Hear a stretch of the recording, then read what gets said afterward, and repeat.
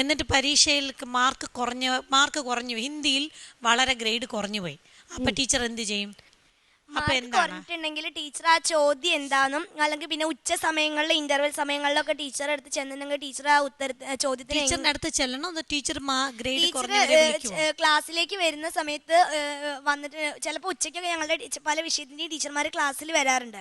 അവർ ആ വിഷയത്തിൽ നമുക്ക് എന്തെങ്കിലും സംശയം ഉണ്ടെങ്കിൽ ഇപ്പോൾ പരീക്ഷയ്ക്ക് ഒരു കുട്ടിക്ക് ഒരു ചോദ്യത്തിന് എന്താ ചെയ്യേണ്ടതെന്ന് അല്ല എന്തെങ്കിലും അല്ല ഞാൻ ചോദിച്ചത്. ഇപ്പോൾ മോളുടെ ക്ലാസ്സിൽ ഒരു കുട്ടിക്ക് ഗ്രേഡ് വളരെ കുറഞ്ഞു, കണക്കിന് ഗ്രേഡ് വളരെ കുറഞ്ഞു. ആ കുട്ടിക്ക് ഈ ആൻസർ ഷീറ്റ് കൊടുത്തതിന് ശേഷം ടീച്ചർ എന്ത് ചെയ്യുമെന്നാണ് ഞാൻ ചോദിച്ചത്.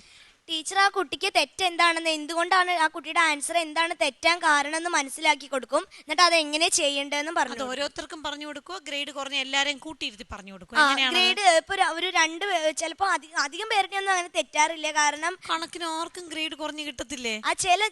ഇപ്പൊ എന്റെ ക്ലാസ്സിൽ 46 കുട്ടികളാണ് ഉള്ളത്. 46 കണക്കിന് ഗ്രേഡ് കുറഞ്ഞവർ എത്ര പേരുണ്ടായിരുന്നു? കണക്കിലൊരു 10 പേരുടെ ഗ്രേഡാണ് കുറച്ച്. വളരെ നല്ല ക്ലാസ് ആണ്. അപ്പോൾ അവർക്ക് ആ 10 പേരെയാണ് ഒരു ബെഞ്ചിക്ക് ഇരുത്തിയിട്ട് അവർക്ക് വേണ്ട പോലെ പറഞ്ഞു കൊടുക്കും.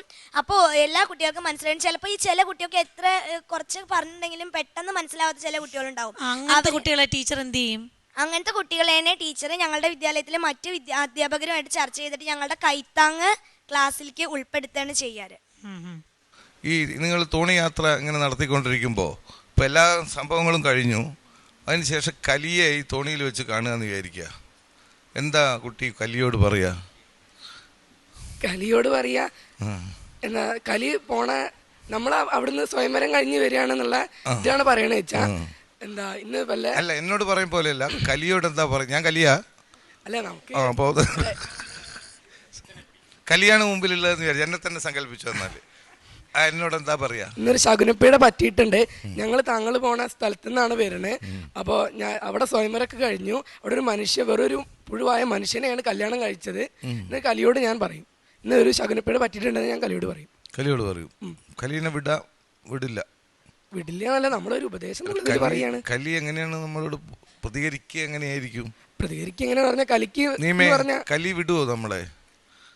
കലി നമ്മളെ കളിയാക്കും. കാരണം ഒരു മനുഷ്യ പുഴുവിനെയാണ് ദമയന്തി വിവാഹം കഴിച്ചിരിക്കുന്നത്. എന്നിട്ട് നിങ്ങളെ പോലെയുള്ള ദേവന്മാരൊക്കെ അവിടെ ഉണ്ടായിട്ട് കൂടി ആ ഒരു മനുഷ്യനാണ് അവളെ വിവാഹം കഴിച്ചത്, നിങ്ങൾക്ക് അതിനുള്ള ശേഷി കൂടി ഇല്ലേ ചോദിച്ച് കളിയാക്കും. ആയിക്കോട്ടെ, ഞാനൊരു സെന്റൻസ് ഒരു പറയാം, അതൊന്ന് മലയാളത്തിൽ തർജ്ജമ ചെയ്യാം. പുരാ വിശ്രവസ പുത്രോ രാവണോ നാമ രാക്ഷസഃ അസീതസ്യാനുജോ ജ്യേഷ്ഠാം കുംഭകർണോ വിഭീഷണോ. പോട്ടെ, ആദ്യത്തെ മാത്രം പറഞ്ഞാൽ മതി. പുരാ വിശ്രവസ പുത്രോ രാവണോ നാമ രാക്ഷസഃ. പുരാ എന്ന് പറഞ്ഞാൽ എന്താ അർത്ഥം? പണ്ട്. വിശ്രവസ പുത്രോ എന്ന് പറഞ്ഞാലോ വിശ്രവസിന്റെ മകനായ. ഇതിങ്ങനെ എടുത്തെടുത്ത് ചോദിക്കണോ? ഇത്ര നേരം ഇങ്ങനെ ടേപ്പ് തുറന്നിട്ട പോലെ സംസാരിച്ച്. വിശ്രവസിന്റെ പുത്രനായ രാക്ഷസൻ എന്ന രാവണനാണ് വിശ്രവസിന്റെ പുത്രൻ. ഇത് വളരെ ലളിതമായിട്ടുള്ള ഒരു ചോദ്യമാണ്. ഏതായാലും നന്നായിട്ടുണ്ട്. എല്ലാവർക്കും ഒരു കാര്യഗ്രഹണ ശേഷിയൊക്കെ ഉണ്ട്. വളരെ സന്തോഷം.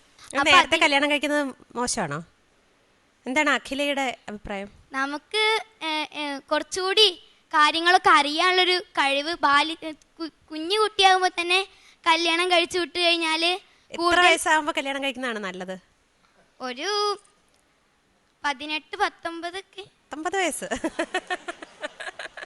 അഖിലേക്ക് എത്ര വയസ്സായപ്പോ കല്യാണം കഴിക്കണം എന്നാണ് പ്ലാൻ? എനിക്ക് എത്രത്തോളം പഠിക്കാൻ പറ്റണം അത്രത്തോളം പഠിച്ചിട്ട്, അതെന്ന് വെച്ച് കഴിഞ്ഞാല് ഒരു 30 വയസ്സ് വരുന്നു അങ്ങനെയൊന്നും ഇല്ല. പക്ഷെ ഒരു അങ്ങനെയില്ല, തെറ്റിദ്ധരിക്കരുത്. അടിസ്ഥാനമായിട്ട് നമുക്ക് ഹർഷയുടെ അഭിപ്രായം എന്താണ്? എന്റെ അഭിപ്രായം എന്ന് പറഞ്ഞിട്ടുണ്ടെങ്കിൽ ഒരു കുട്ടിക്ക് മിനിമം കുറച്ച് അറിവെങ്കിലും വേണം. നമ്മുടെ ഇന്നത്തെ സമൂഹത്തിൽ നിങ്ങളുടെ സ്കൂൾ നല്ല സ്കൂളല്ലേ? അവിടെ 8ാം ക്ലാസ് വരെ പഠിക്കുമ്പോൾ തന്നെ നല്ല അറിവ് കിട്ടില്ലേ? കിട്ടും. പക്ഷെ ഞങ്ങളുടെ 8ാം ക്ലാസ്സിൽ തന്നെ ഞങ്ങളുടെ വിദ്യാലയത്തിൽ നിന്ന് കുറെ പേരൊക്കെ കല്യാണം കഴിച്ച് പോകുന്നുണ്ടായിരുന്നു.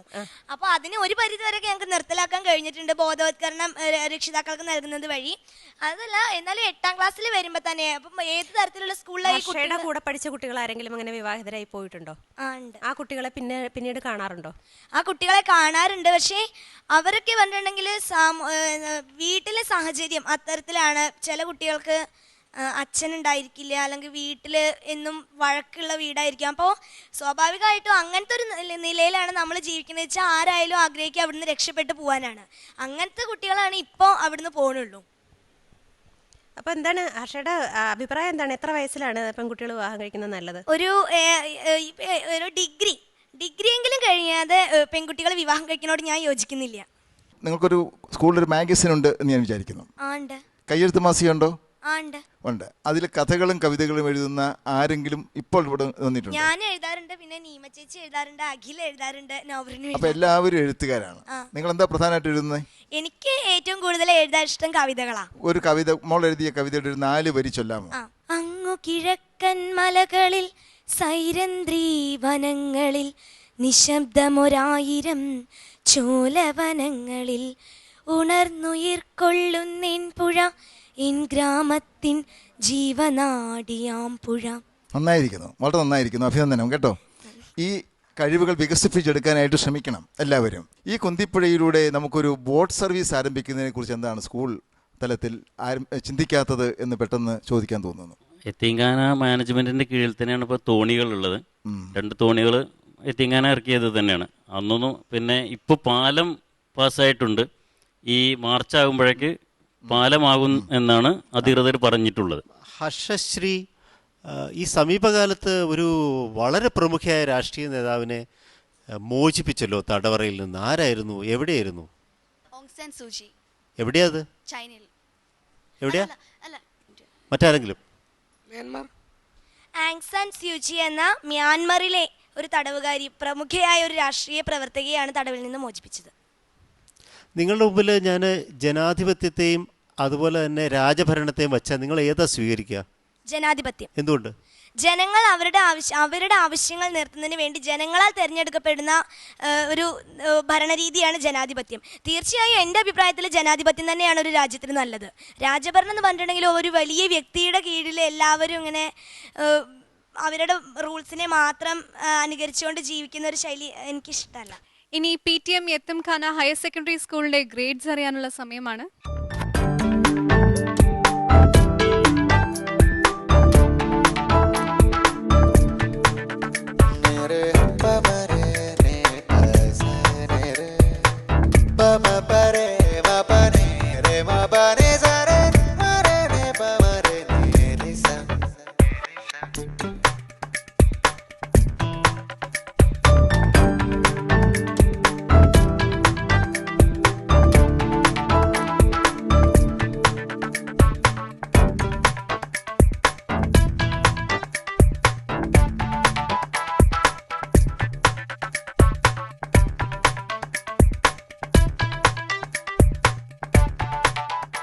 PTM യത്തീംഖാന ഹയർ സെക്കൻഡറി സ്കൂളിന് ജൂറി നൽകിയിരിക്കുന്ന സ്കോർ 93.6 out of 100.